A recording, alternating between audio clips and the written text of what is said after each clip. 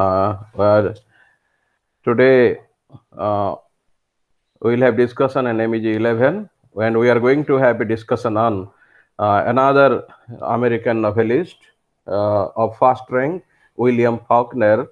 Uh, uh, William Faulkner uh, is a product of uh, uh, a 19 he's actually his writings which we are his writing on which we are going to concentrate our discussion today is a product of between 1920 and 30s.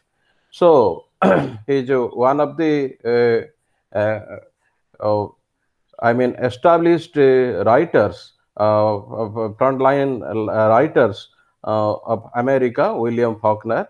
The novel on which we are going to discuss today is Light in August. Light in August. Ligst. Light in August.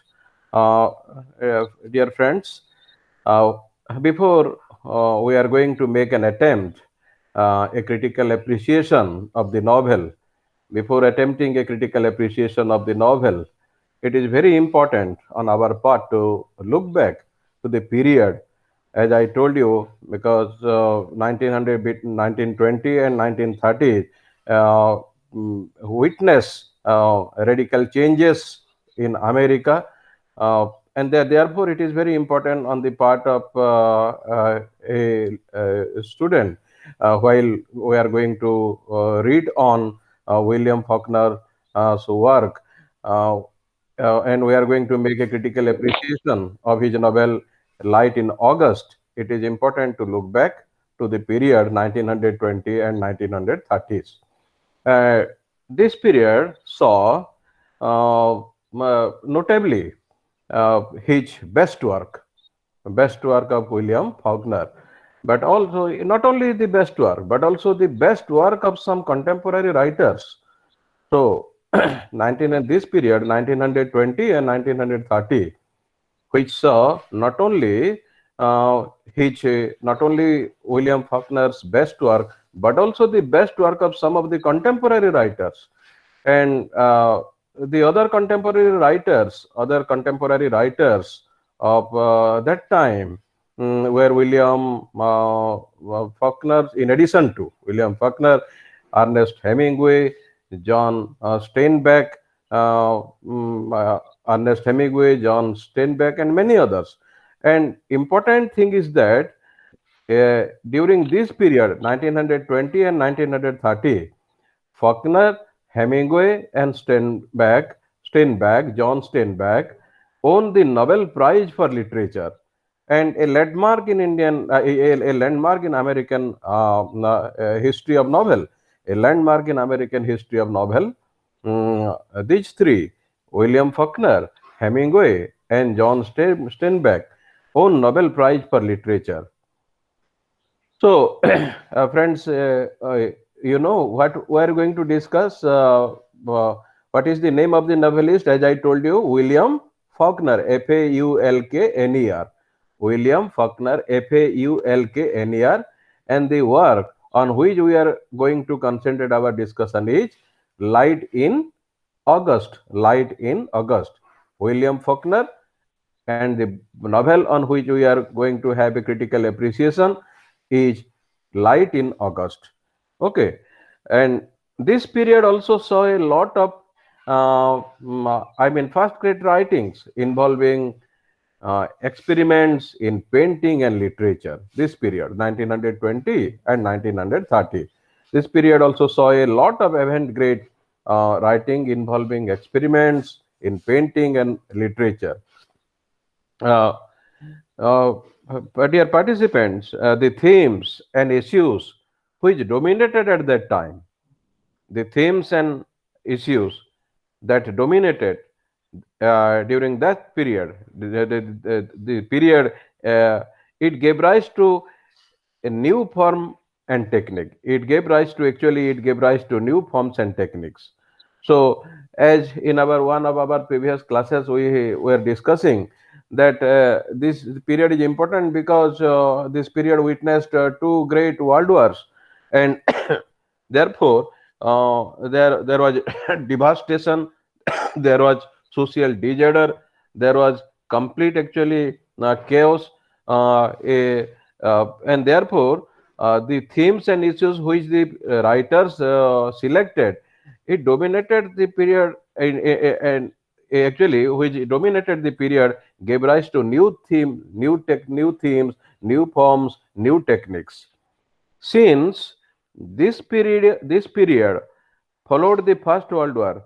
This period followed the First World War, which caused unprecedented devastation, and completely sabotaged the generation, mauled a whole generation, both physically and psychologically. Uh, since this period followed the First World War, 1920, between 1920 and 30s, this period followed the First World War, and the First World War caused unprecedented devastation in America and mauled a whole generation, both physically and psychologically. So, a close look at this period gives a thrilling experience uh, to a writer. This period actually, a close look at this period actually gives a thrilling experience to the writer, because there was complete devastation, unprecedented devastation, which cannot be imagined, which cannot be conceived of, and mold the whole generation. Whole generation was in a very bad shape, both physically and psychologically, and therefore actually it gives a thrilling experience to the writers of that time. A group of brilliant writers appeared on the American scene during uh, the decade following the First World War. A group of brilliant writers uh, appeared on the American scene, appeared in the American scene during the decade following the First World War, and they dominated not only American fiction. A group of young writers, they dominated not only American fiction, but also the whole age, and set major trends. They actually set examples, they set major trends in the art of fiction. Could you follow me? A group of brilliant writers appeared. A group of brilliant writer appeared just after the World War, and that decade, uh, uh, uh, they dominated not only the American fiction but also the whole age, and they set major trends in the art of fiction. They also set major trends in the art of fiction, and the war actually forced Americans to recognize uh, the fact that uh, this country was a responsible part of Western culture. The Americans realized, Americans felt, and the war actually forced them to feel. There was complete devastation, there was social disorder, there was the generation was in a very bad shape after the First World War, and this war actually forced the American to recognize what they recognize the fact that their country was a responsible part. Their country, America, was a responsible part of Western culture. Many Americans were dissatisfied with the narrow narrowness of Americans civilization, and opted to live elsewhere. One of the trend at that time was the many writers were they were many Americans were dissatisfied, and many frontline writers were also dissatisfied.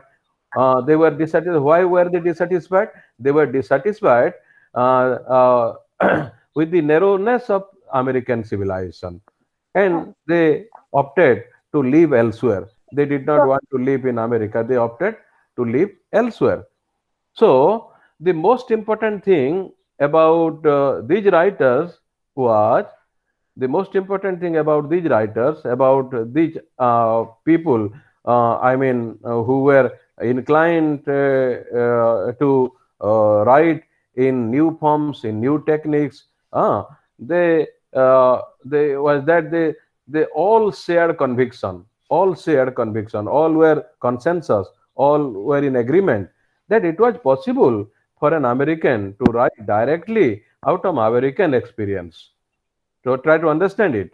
So we are discussing the background. We are discussing the scenario after the First World War and the reactions and the feelings, the emotions of the writers of that time. So Americans were dissatisfied. Some writers were dissatisfied with the narrowness of American civilization after the First World War, and they opted to live elsewhere. But nah, it is not the solution. They were all were in agreement, all were consensus in their feeling that the most important thing about these writers, about the frontline writers, was that all shared conviction, all firmly believed that it was possible for an American to write directly out of American experience to produce major novels, to produce major works, to produce major novels, to produce major works. So, being emotionally bound, being emotionally bound, all frontline writers being emotionally naturally they belong to America. They will have they are keenly attached to the American culture, to the American civilization, to the American way of life. So naturally they will feel emotional. They will feel emotional, and being emotionally bound, being emotionally attached to their culture. All frontline writers like Fitzgerald, Edmund Wilson, Ernest Hemingway, and so many others. They were convinced.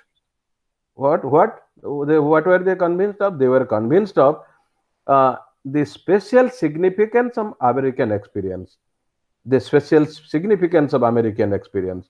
They all felt a compulsive need to tell the truth about it. So they wanted to uh, express in their writing, to write their feelings in their writings. What the truth about the present trend, the truth about the devastation, truth about the chaos, truth about the narrowness. This they wanted to write on these issues, which were very actually prominent at that time. The post-war novel dominated the American 20s and became a metaphor for a whole for a world twisted and torn by beyond recognition. It cannot be imagined. Nobody can believe. Nobody can actually see the reality. And then what is the stark reality? The stark reality is that the entire actually American culture was yeah, was shattered. Well, and the values were degenerated. The values were degenerated, and for a world twisted and torn, TWISTED, twisted and torn, TUR and torn, beyond imagination, beyond recognition. They could not believe that American culture will, American civilization, American ethos, American tradition will come to such a bad shape. They could not think, they could not imagine. So therefore, many believe that the post-war novels dominated the American 20s and became a metaphor for a world twisted and torn beyond recognition. Hemingway, Ernest Hemingway, in his novel, Ernest Hemingway, in his novel, The Sun Also Rises, which was published in the year 1926, dominated by war wound, dominated by war wound. Ernest Hemingway actually in this novel, The Sun Also Rises, dominated by how the he mm, uh, in detail Ernest Hemingway mentions in detail the devastation, the chaotic civilization, the wounds, the actually, I mean, the bad shape of American culture after the World War, and the theme of the theme of impotence and sterility and barrenness pervades the novel, his novel, Ernest Hemingway. So, importance, sterility, barrenness. See, these are how these are the themes which were the reality at that time. The theme of importance, IMPOTNC, importance. The theme of sterility, STERILITY, sterility, and barrenness. So pervades the novel, and these were the main themes. These were the main subject matters on the part of a novelist like Ernest Hemingway to select as subjects in his novel. The sun also rises. So these images uh, haunt, HAUNT, haunt not only Ernest Hemingway, not only Ernest Hemingway, in his novel The Sun Also Rises, but also you can find T.S. Eliot's The Wasteland, Ezra Pound's Hawks, Selwyn Mulberry, Fitzgerald's The Great Gatsby, and William Faulkner Soldier's Pay in 1925 focuses on central image of the wounded soldiers returning to a new world where all the traditional values are dislocated. All, as I told you, uh, Ernest Hemingway, T.S. Eliot, uh, how Selwyn, Maberly, and Fitzgerald's, and all the frontline writers, frontline novelists during this period focused on the central image of the wounded soldiers returning to a new world where all the traditional values uh, were dislocated. Traditional values were in a very bad shape. Traditional values were degenerated, and they actually wanted to give the stark picture, stark reality after the First World War in their novels. Experimental writing played a very significant role at that time. Experimental writing also played a very significant role at that time, experimental writing, and there was a significant shift, there was a significant change from production to consumption, from production to consumption and consumerism. There was a significant shift, significant change from after it. We are talking of a period after the First World War, and the middle class expanded, new techniques flourished, lifestyle of people changed. Which period? After the First World War. So there was a significant shift, there was a significant change in production to consumption and consumerism. The middle class expanded, new techniques flourished in America, lifestyle of people also changed miraculously, radically. It made the American writers to make newer and bolder experiments by breaking the conventional forms of fiction. So, conventional forms of fiction was considered outdated, and the American writers they went for new techniques, new forms in their fiction. The American writers actually were very much also pragmatic in their approach, practical in their approach, mentioning the details of the war devastation, mentioning the details of the chaotic situation after the First World War. Faulkner the historical disorder, depicts the historical disorder of modern Southern uh, consciousness through the technique of multiple points of view. Faulkner also depicts the historical disorder of modern Southern consciousness because basically he belongs to South of America. Faulkner depicts the historical disorder of modern Southern consciousness through the technique of multiple points of view in the form in the framework of stream of consciousness. He was born in a distinguished family in the southern state of Mississippi. Who Faulkner was born in a distinguished family in the southern state of Mississippi, and became the most distinguished southern novelist. Became the most distinguished southern novelist. Hello, hello, hello, Yes, sir. Yes, sir. hello,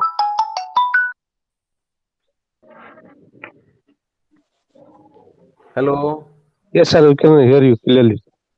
hello, Yes, sir. I can hear you clearly. hello, hello.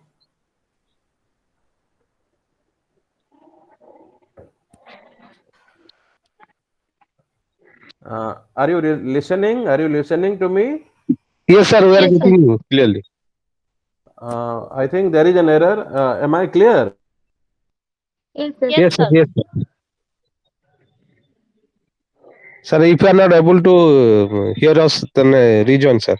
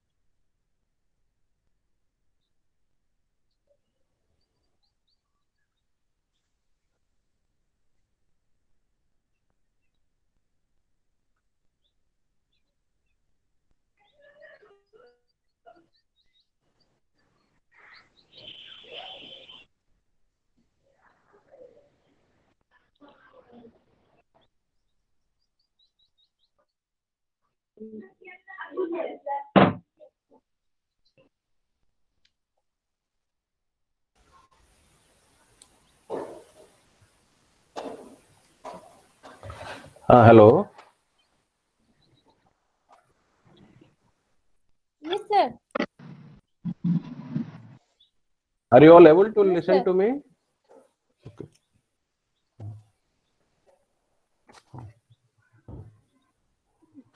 Yes.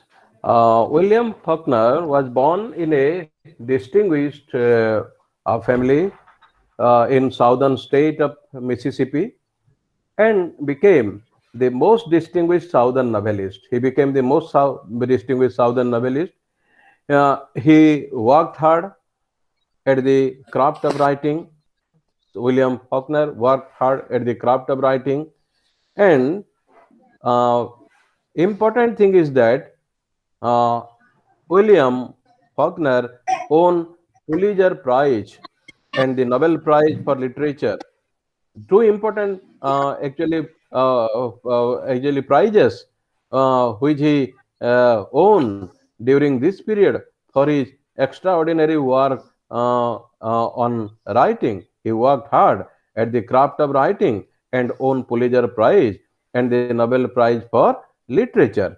So, acknowledged as mm, a finest and most readable novel, acknowledged as one of the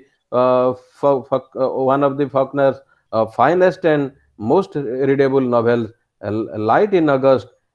Each, nevertheless, in spite of a difficult work, it was widely acknowledged.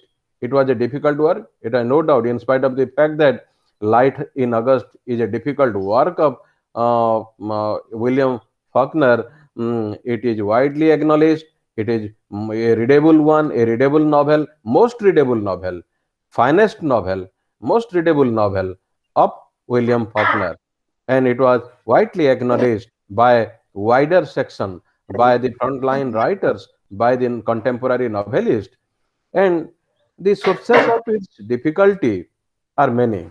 As I told you, that in spite of the fact that it is a difficult work, the Light in August is a difficult work of William. Uh, it was widely acknowledged, and it is considered as one of the finest finest, one of the most readable novels of William Faulkner. The sources of its difficulty are many. The sources of its difficulty are many.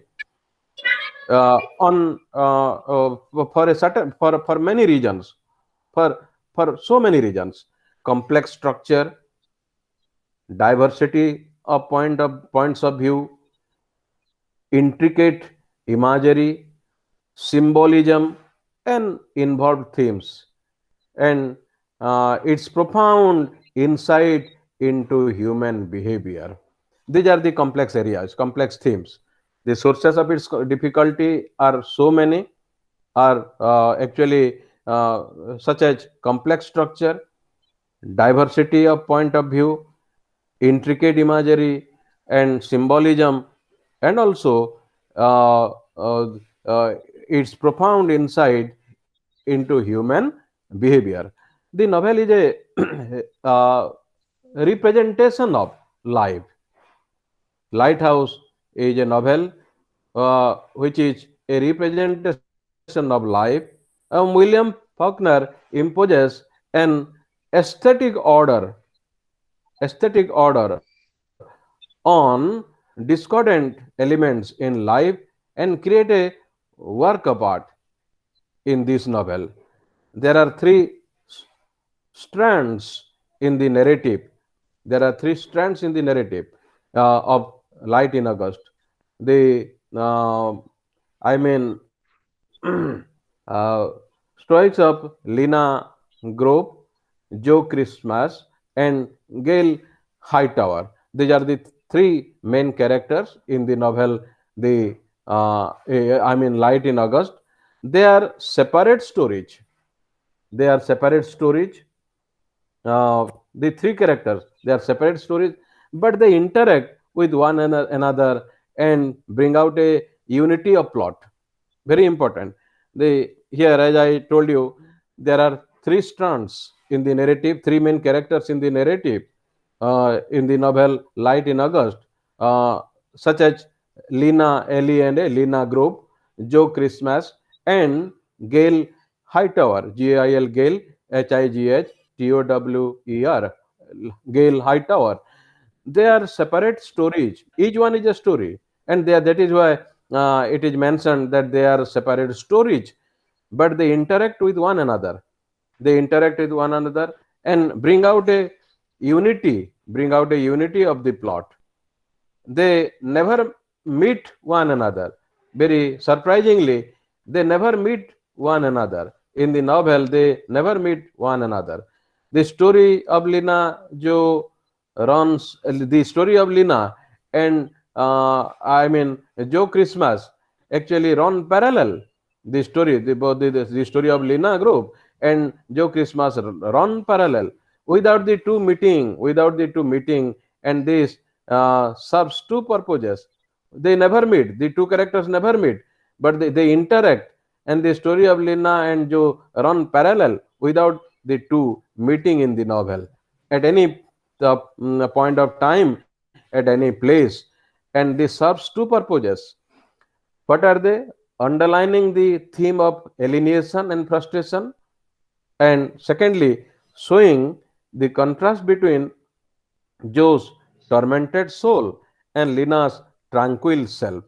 These are the try to understand me. The story of Lina Grove and Joe Christmas uh, actually run parallel in the novel. Without the two meeting, they never meet together, but each one is a story. These stories run parallel, and this serves two purposes. The novelist wants to actually fulfill two purposes through these two characters. What are they? The novelist tries to underline the theme of alienation and frustration. The theme of alienation and frustration, he tries to project it. The novelist tries to project the two things, underlining the theme of alienation and frustration. Secondly, through these two characters, the novelist also tries to show the contrast between Joe Christmas' tormented soul and Lena Grove tranquil self. This the two characters with two different purposes which the novelist wished to want to project in the novel.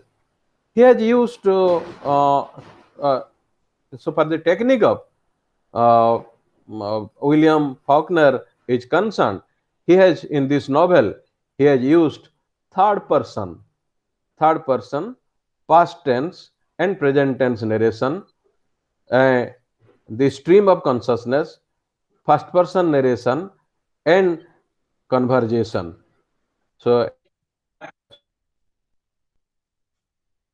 the employees that the novelist employs in the novel Light in August is that he Sir, uses third person, past tense and present tense narration, stream of consciousness, first person narration, and conversation.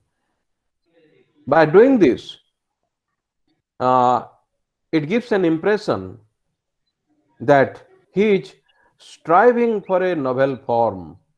By doing this, it gives the impression to the reader as a critic of the work, uh, it gives the impression that he is striving for a novel form in which all modes will be blended, all modes will be blended, modes of writing techniques will be blended into a perfect narrative, and he wants to achieve his goal. He wants a success. He gets a success by employing these techniques. The novelist William Faulkner achieves success. In Light in August, a central concern is with the relation between a man's social role and private being. In the novel Light in August, the central concern which draws attention of the reader, which draws attention of the critic, which draws attention of the contemporary writers is that the novelist actually tries to establish the relation between a man's social role and private being. For example, Hightower, as a failed minister who rots in quite neglect and who rots in quite neglect, and Hightower at the same time as a ruminative observer of human folly. Contradictions, mark the contradiction. Hightower as a failed minister who rots in quite neglect, and he as a character in the same play a, as a ruminative observer of human folly. So, and similarly, Joe Christmas uh, is presented as a bewildered man, is projected as a bewildered man, struggling towards the rudiments of, uh, unconsciousness, struggling towards the rudiments of unconsciousness. The one character, Lina Group, in whom the distance between social role and private being is slight, very negligible, and necessarily emerges as a comic figure in the play, emerges as a comic figure in the play. Joe Christmas is a bundle of contradictions. Joe Christmas is a bundle of contradictions. He poses a threat to all established and accepted categories. He does not belong to any category. He feels a black before the whites, and he feels a white before the black. So therefore, many actually he can be compared. Uh, he therefore in we can take an example of Shakespeare's King Lear. He is in King Lear in Shakespeare's famous phrase, an uncommodated man. He is designated. He is described as an uncommodated man, as we find in case of King Lear the Third of Shakespeare. So Joe Christmas is also a rootless man, and he becomes the antagonist in the uh, play in the novel. So Mrs. Hines' account throws light on the pathetic nature of Joe Christmas birth and life. Uh, the critic who is unable to forgive his, says that Joe Christmas is unable to forgive his daughter's Millie's pregnancy, calls her lover a nigger, kills him, looks for a scapegoat to bear the guilt and punishment. Later, this identification finds support in the dietitian's outburst when she and her lover are surprised in the midst of their lovemaking. Both Heinz and the dietitian, motivated by personal reasons, contribute to Christmas awareness as a Negro and force the matron to act in the on that assumption. So uh, his his tensions become more acute. Jo Kisma tension become more acute during his relationship with Borden. Her racial, political, religious obsession contribute to the heightening of the tensions between them. Their lovemaking reflects this tension. Their lovemaking reflects this tension and the inbuilt contradictions. In the ecstasy of uh, her love, she mutters Negro, Negro, Negro instead of Joe, Joe, Joe. So see how actually the characterization and the reflection of their feeling, reflection of their emotion in their speech. That instead of using the name Joe, his beloved mutters Negro, Negro, Negro, and any other endearing term. This reflects her obsession and agonizing tension. This is nothing but she feels obsessed, she feels agonized, and therefore there is no actually coherence. There is no actually any sense in the action. She insists that she accepts the role of a Negro and that of a repentant sinner, and this is a choice he has been avoiding all along. And therefore, the other two main characters bearing Lina group, who serves as a foil mm, to this a frame for the novel are John Borden and Gail Hightower. Joe Christmas, Miss Borden, Hightower represent the three categories in terms of which the South establishes its identity: the racial category, the geographical category, and the religious category. And uh,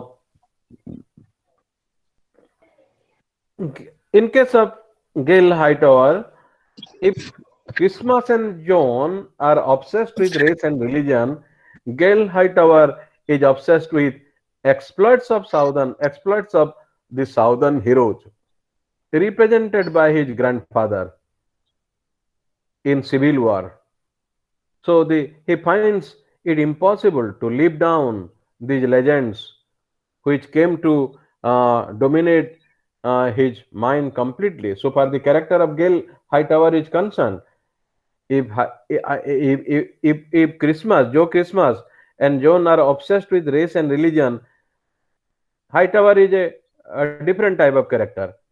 Gail Hightower is obsessed with the exploits of the Southern heroes, represented by his grandfather in the Civil War. He finds it difficult, he finds it possible to live down these legends which come to dominate his mind completely. This eventually destroys him, for he becomes indifferent to the quality of his actual expression. Who? Hightower. And like Christmas, Hightower is isolated from his community. Hightower is isolated from his community. He is the religious phase. He is the religious phase. Hightower is the religious phase, while Christmas is the racial phase. Uh, like Christmas, Hightower is isolated from his community. He is the religious phase, while Joe Christmas is the racial phase of his isolation. His every action becomes a, the defiance of this will of the community, a challenge to the will of the community, and uh, he invites humiliation and violence against himself. Naturally, Hightower is isolated. Like Christmas, Hightower is isolated from his community, and he is a religious phase, while Christmas is a racial phase of this isolation. His very action becomes a challenge to the will of the community, and he invites humiliation, violence against himself. He is forced to resign from the church, beaten by the people, beaten by Joe Christmas, and brushed aside, driven away, pushed away by the people. He is the ever rejected, alienated figure living in his lonely house, uh, visited only visited by only one man. And Lena Grove uh, is one of the important characters in the novel Light in August. Lena Grove's story unfolds the entire action of the novel with the warmth of life, transcending moral and social considerations and categories. Her calm provides a foil to the obsessions and agonies of Joe Christmas, Joan, and Hightower. Lina Grove lends a circular structure to the novel, to the story. The story begins with her as an unmarried pregnant woman, a virgin many figure, and ends with her as a happy mother holding her baby. Ends mark underline this can be underlined in the story. The story begins with her as an unmarried pregnant woman and ends with her as a happy mother holding her baby. She provokes different reactions from different people. She provokes different reactions from different people. Naturally, many people might be making comments on it, but he provokes different reactions and from different people. Some of them are very contemptuous. Some of the remarks are very contemptuous. Some of the reactions are very contemptuous. Some of the comments are very contemptuous, but not unkind. So, the uh, Mrs. Armstead regards her as a fallen woman. Many critic actually regard him in different actually angles, uh, from different point of view. And one critic, namely Mrs. Armstead, regards her as a fallen woman. The men at the store treat her with scorn and pity. And as the curtain rises on the novel, as the actually scenes go on, we find that Lena is sitting beside the road, watching the wagon and thinking, watching the wagon and thinking. What does she think? I have come from Alabama, a far piece, all the way from Alabama, a walking, a far piece, Light in August, page 3. And therefore, um, the words chosen to sketch her personality are young, pleasant faced, candid, friendly, alert. Uh, are very actually some are some of the words which the novelist employs, which the novelist uses in the novel Light in August. and the words chosen to sketch her personality. These words intensifies her personality, magnifies her personality, heightens her personality. Which words? The words young, pleasant faced, candid, friendly, alert. These are the words the novelist repeatedly uses in the novel, and the main reason behind it is to heighten the personality of Lina Group. Her immobility and her feet resting and inert, intricate, uh, I mean, uh, intricate, how calm and relaxed she is. Lina commits an offense against conventional morality. She commits an offense against conventional morality. Still, society treats her very leniently, very leniently, and sympathetically. Lina, the important thing is that Lina commits an offense against conventional morality, and still society forgives her. Society treats her very leniently and sympathetically. Some people express their disapproval of her pregnancy without marriage, but they help her in her need. How? See how? So it proves that people are very much sympathetic, people are very much lenient in their attitude, in their feelings towards the character. Even the sheriff is not rigid about the law and permits her the use of Miss Borden's cottage. The truck driver gives up his bed for her. The truck driver gives up his bed for her. And this is because of Lina's calm, candid, and friendly attitude. Most important thing is that she is presented, she is cast, she is projected as a calm character, as a candid personality, as a friendly lady, and attitude in which there is no place for any kind of antagonism or bitterness. Therefore, she did not receive antagonism, she did not receive any bitterness from from other characters, from others. While Joe Christmas and John Borden and Gail Hightower built barricades, built barriers between themselves and society and alienate themselves. They remained away from the community. They remained away from the society. They alienate themselves from the society. And Lina Group demolishes all barriers. Lina Group actually goes a step forward, demolishing all barriers with her humility, sense of calmness, friendliness, and she accepts the food and shelter offered by others, readily accepts. She does not have any feeling in her mind. She readily accepts the food, she readily accepts the shelter.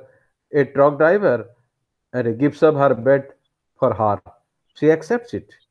She accepts the food, she accepts the shelter offered by others as sustaining things, and she never actually takes into her mind while accepting food or shelter, because she felt that it sustains her life, and is indifferent to the spirit or prejudices behind the offer.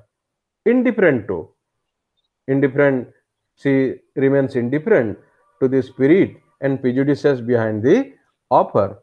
So, uh, this is in sharp contrast to the other characters like Siege in sharp contrast. Who? Elena Grove is in sharp contrast to other characters like Joe Christmas, to other characters like John Warden, to other characters like Gail Hightower. And this is in sharp contrast to Christmas rejection of food offered thus. But when Lena Group is readily accepting food offered by others, Joe Christmas rejects it offered thus because of his obsessive ideas. Because of his obsessive ideas, she doubts. She see, he is skeptical. He is skeptical. He is obsessive, and he is hypersensitive. Who? Joe Christmas. He is hypersensitive in his thought, in his attitude, and therefore he does not accept the food offered by other. And therefore, critics have taken pains to demonstrate how William Faulkner uh, uh, achieves and heightens the novel uh, using different techniques, and his technique serves his theme in the novel. His technique actually rightly serves his theme in the novel.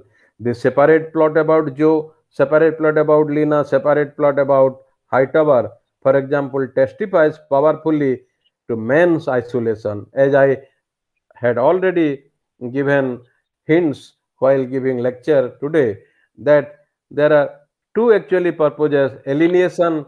uh, he wants to achieve alienation of character in the novel, and therefore using this technique, I mean William Faulkner, in the novel Light in August, the separate plots about Joe, Lina, and Hightower testify powerfully to men's isolation. And even when people do meet, or as with Joe and Jonah collide, they never do really communicate with one another. Uh, each is sealed off in his own traumatic world of self. So each one is a plot, but and through these two characters, he unifies the plot, but each one is a plot. They never meet together, but they communicate their they communicate, they interact, but they never meet together in the novel. This same fate befalls even the minor character Heinz, I mean McCartan Persgrim, by keeping characters like Joe and Lina from ever meeting. The Faulkner not only actually emphasizes the theme of alienation and frustration, but also counterpoints Joe's agony against Lena's serenity. Lena is a serene character. Joe Christmas is I mean, aggressive character, and therefore, uh, through these characters, Faulkner not only, I mean, emphasizes the theme of alienation uh, and frustration, but he also wants to counterpoint uh, agony of Joe and serenity of Lina. Similarly, the varied points of view used to narrate the story suggest how impossible it is for any single mind to comprehend the range of experience, shifting from Lina's intuitive mind to Joe's inwardness, and then to Hightower's agonized detachment. So, we as readers, we as evaluator, we as critic, we begin to appreciate the kind of omniscience required to understand the power and weakness of man in the novel. Many critics have also seen in the story of Joe Christmas an ironic parallel to the New Testament account of Jesus Christ. Among the more obvious and analogies are these: Joe wandering in his early manhood, his inevitable progress towards crucifixion during the last 7 days of his life, but Joe is no savior. His death saves no soul. He frees no spirit. Indeed, I mean, he meets the tragic end, and Joe dies trying to discover some justification for living. He tries, he dies trying to discover some justification for living. Hightower, on the other hand, surrenders his quest. He surrenders his quest. I am not in life anymore, he says, rejecting at last the forces of life and death symbolized by Lina and Joe.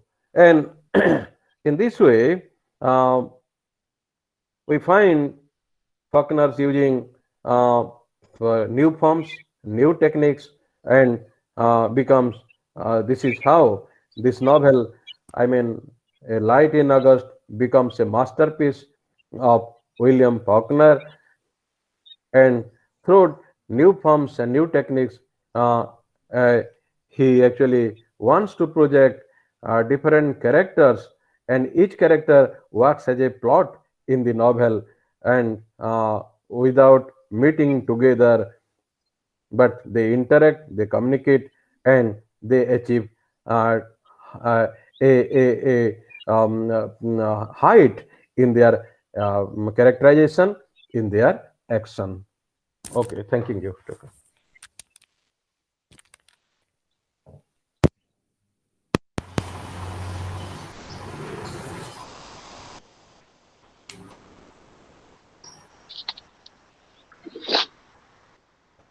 Hello,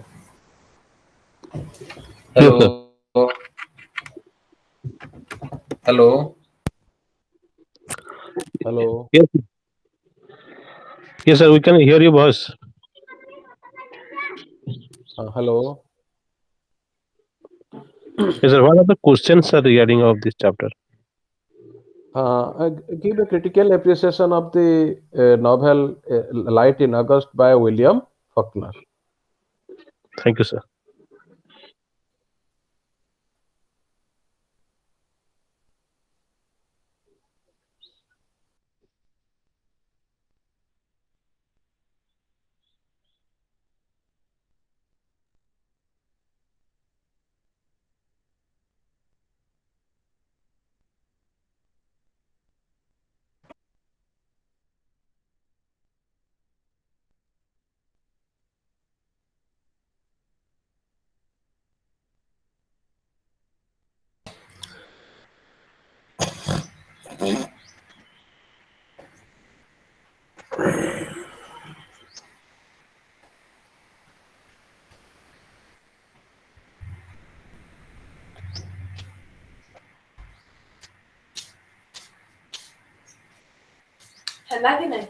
Mhm.